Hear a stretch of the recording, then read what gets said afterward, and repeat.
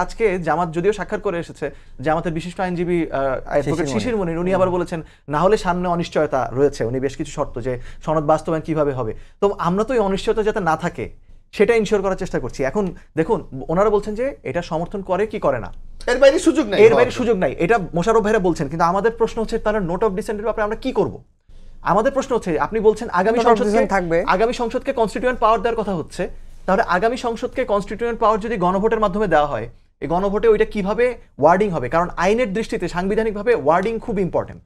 So আমরা এটা দেখতে চাই। আমরা কিন্তু বলি নাই আমরা জুলাই সনদে কখনোই স্বাক্ষর করব না, এবং আমাদের চাপের প্রেক্ষিতেই ধারণা করছি ঐকমত্য কমিশন আরো 15 দিন সময় বাড়িয়েছে।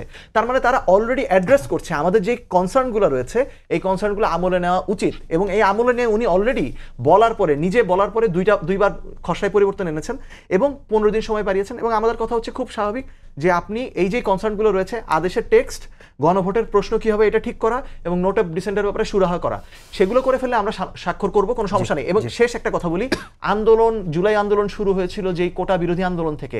সেই কোটা সরকারি চাকরির স্বচ্ছতা আনয়নের জন্য অত্যন্ত গুরুত্ব হচ্ছে পিএসসির নিয়োগে স্বচ্ছতা আনা, এবং সেই পিএসসি সংক্রান্ত যে প্রস্তাবগুলো ছিল সেই প্রস্তাবগুলোতেও নোট অফ ডিসেন্ট দিয়ে রেখেছে বিএনপি সহ কয়েকটি দল। এইসব বিষয়ে আমরা সুরাহা করা চাই। আমাদের নির্বাচন বানচাল করার কোনো উদ্দেশ্য নেই। রাজনৈতিক স্ট্যান্ড, এটা আপনি কিভাবে সুরাহা করবেন? এই আলোচনার মাধ্যমে সুরাহা করার সুযোগ রয়েছে। জি।